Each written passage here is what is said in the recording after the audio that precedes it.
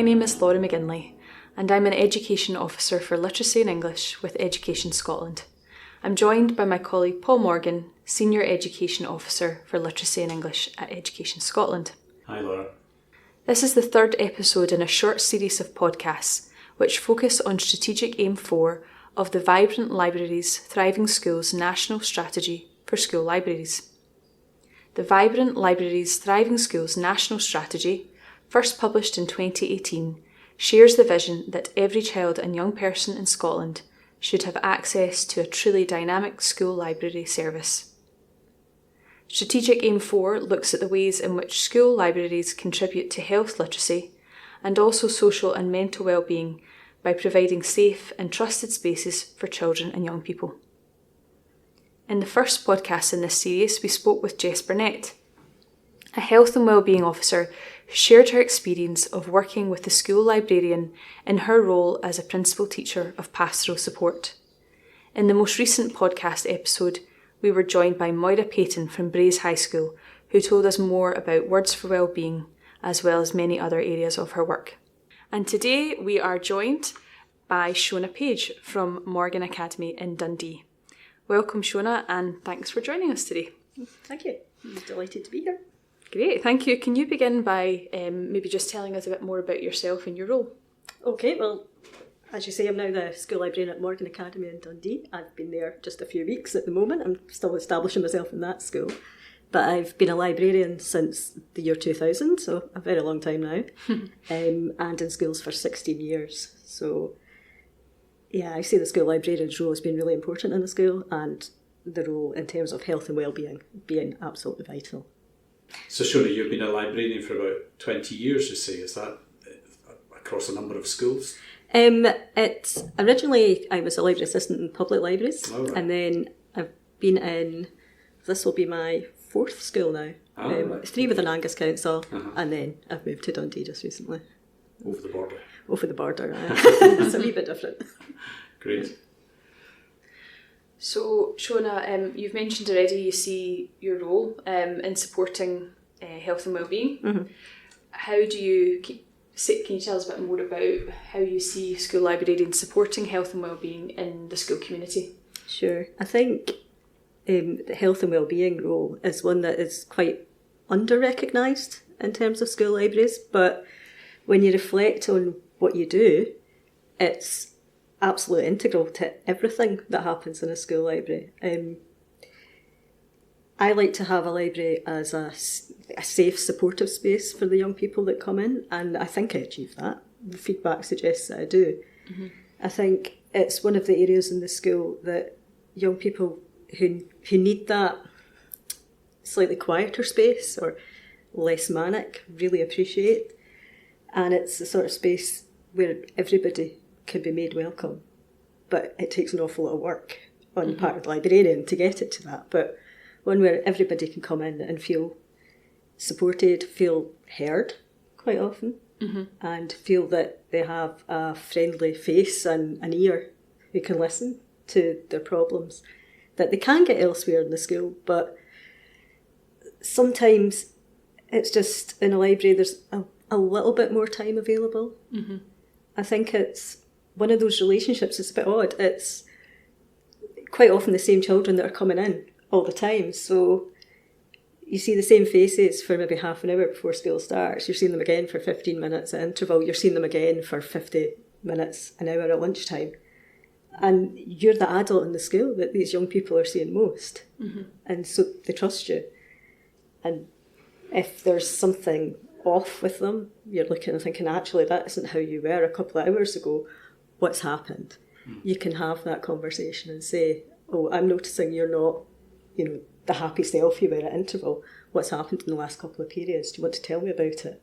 And we'll see if we can do something about it together.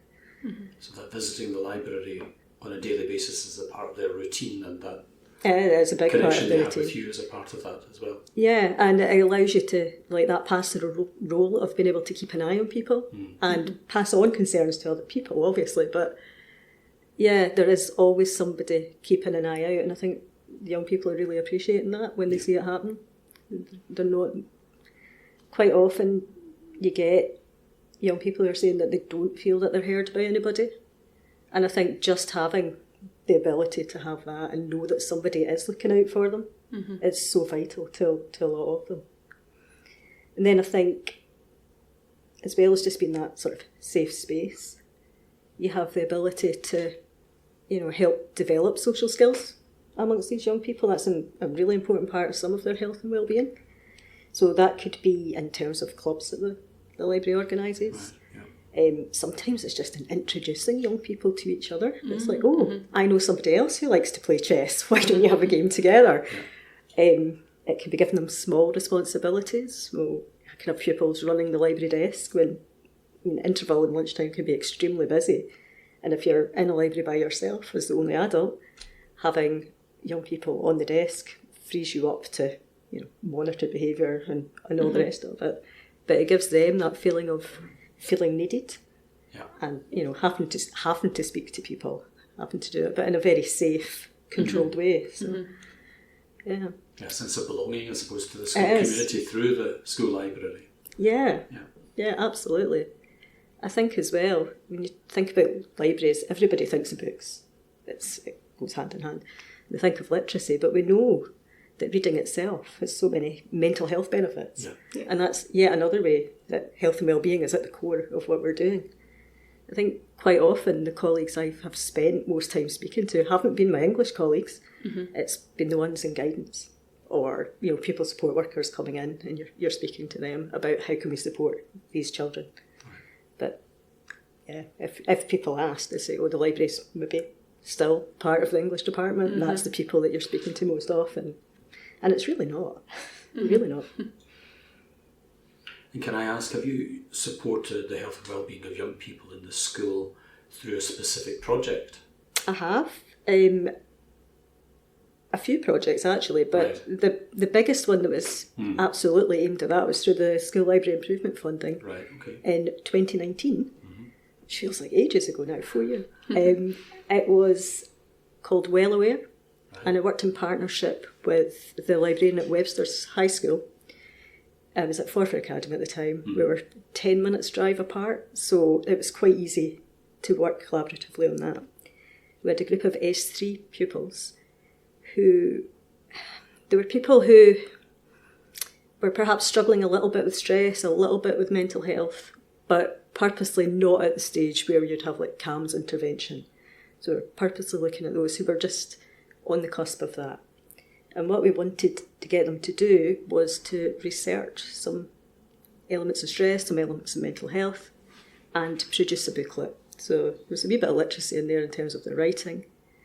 That booklet could then be distributed around both schools to their peers, but also we hoped more wider across Angus as well, so that other pupils in other schools could benefit from it.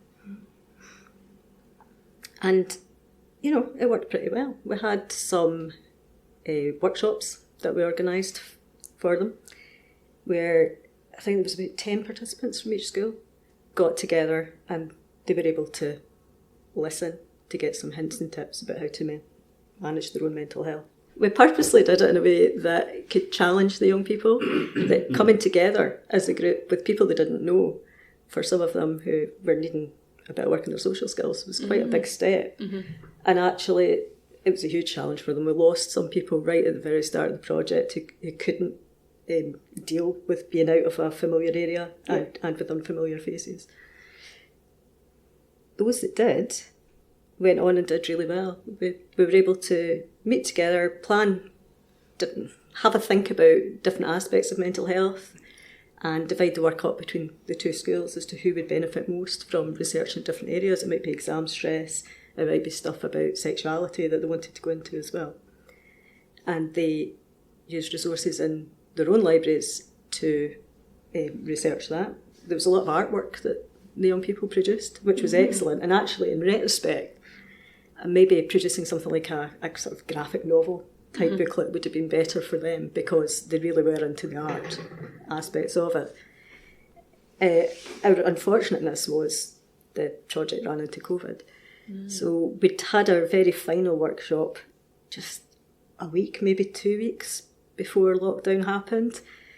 even when we had that final workshop, there was that, should we all be meeting together from 2 different schools? Is this actually still okay? You know, there was definitely hand sanitizer involved, all that was going on. So the bulk of the work had been done, but unfortunately the booklet itself couldn't be produced. We were going to get it done by our print and design unit at Angus Council, but they weren't there. So we were able to get the work together and produce it as a sort of PDF online booklet instead. It didn't have quite the reach we were hoping for, didn't have quite the impact. We were hoping to be able to launch it as part of a wider health awareness week in schools, but hopefully the young people got the benefit from it, and just at the right time as well when they were about to need it. Sounds like a project with lots of different benefits, as you say, from the perspective of the young people's own social skills and the work that came in terms of them developing that material and sharing it with others, and also them being able to cascade that knowledge to their peers. Is there an opportunity for sort of other colleagues to share that or involve other colleagues in the school? You mentioned about art and design. Yes, we should perhaps have taken that further down art and done it in that way. We could also probably have made better use of our guidance staff as well.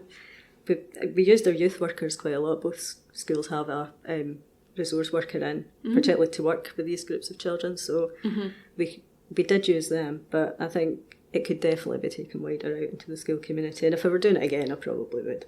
Yeah, it was just, you learn as you go with these things. Of course, yeah. And you face the added challenge, as you say, of COVID later on. So yeah, it's always fun. Fortunately, in some ways, because we were working across 2 schools, we were already using Teams from the off. We'd included that as part of it. So it made it a wee bit smoother, and then we could still have those conversations with kids once we went into lockdown. We weren't playing catch up. Transition into that whole period of it did. It made it really easy to continue using Teams for other things, because we'd done our professional knowledge of it already had built up. So yeah, it was a bit of luck with that. Have you taken sort of elements of that project and you mentioned you've been involved in other bits of work and transferred that over, or have they had sort of different areas of focus? Other big projects, they have had different areas of focus. They've tended to be more about focusing on literacy. There's been a lot of projects that have involved peer reading, but it's about building up the leadership roles of the pupils involved. And again, taking them out of their comfort zone a little bit. There's been some big projects that have taken, particularly S2 boys, and taken them out, and they've done paired or shared reading in with nursery children, or primary 1 children, or primary 5 as well. Yep. And that's been quite, primary 5 especially, has been challenging for those boys involved. The shock that perhaps a primary 5 boy doesn't do exactly what you're asking them to do at the time that you're asking them to do it, they have found quite challenging, but they overcome it. The support's there, and they overcome and get a lot out of it. On that responsibility as well. Oh, they really fulfill that role. Absolutely. I think taking them into their old primary schools, and having their teachers come up and shake their hands and say, "Oh, how are you? It's great to see you. I can't believe how big you are." All the rest of it, and they do feel like a real young man at that point. I think, yeah, they've got a bit of a swagger going on. I think in terms going back to the projects that involved nursery children and primary 1s, they were the very first projects of that type that I did, and I was quite staggered to see these boys who I thought were quite confident. The ones that had been targeted were perhaps not the best behaved boys in the school, let's put it that way. They were on the cusp. They could go the wrong way, or they could be brought back in line. And to see their nerves beforehand, they've been given it all up in the practice sessions, and then it's like, you are actually going to walk in and have to speak to a primary 1 child. Some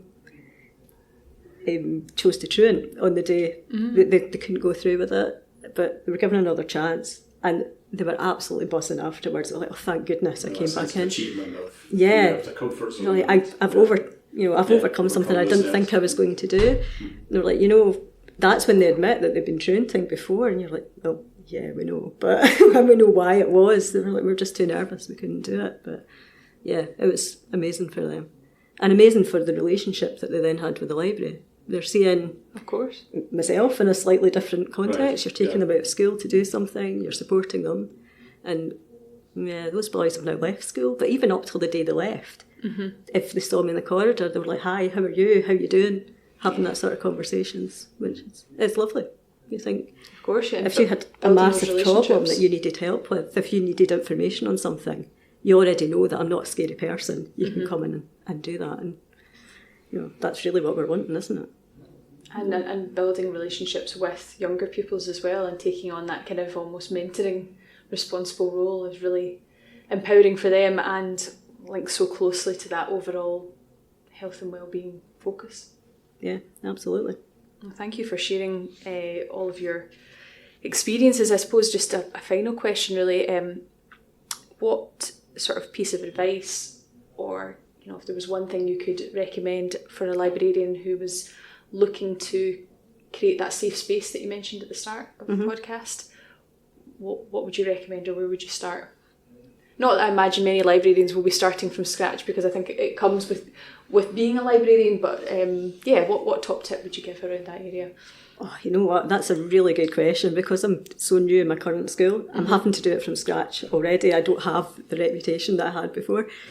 I think it's about being seen, to be fair, and welcoming as well. So, I mean, it's a small thing, but everybody that comes into my library, I greet and say, "Hello, how are you?" Yep.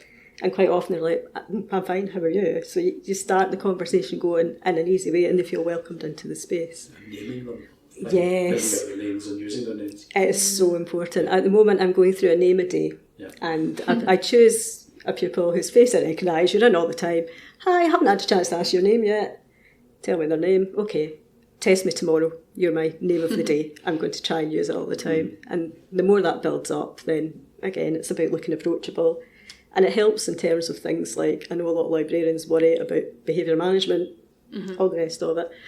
If they know that you know who they are as well, it's got huge benefits in that way anyway. But that's... And you're modelling those skills in terms of building relationships, and even that, the social skills of introductions. It sounds like a great way to get to know pupils in a sort of simple and easy way to start off. It's nothing massive, but just that hello, and then you've started the conversation. You're not the person sitting in the corner or the person putting books on a shelf. You're an actual human being, and they're acknowledging you in the space as well. So, yeah. Thank you. Thanks so much for sharing, and thanks again for joining, Paul, as well. Thank you. Thank you. Thank you so much to today's guest for joining us to share their experience of developing health and wellbeing through the life and ethos of the school library. Look out for the other 2 podcasts in this series exploring the Vibrant Libraries, Thriving Schools strategic aim on health and wellbeing. To find out more about any of the resources or references made in today's podcast, why not head over to the National School Libraries Professional Learning Community on Glow.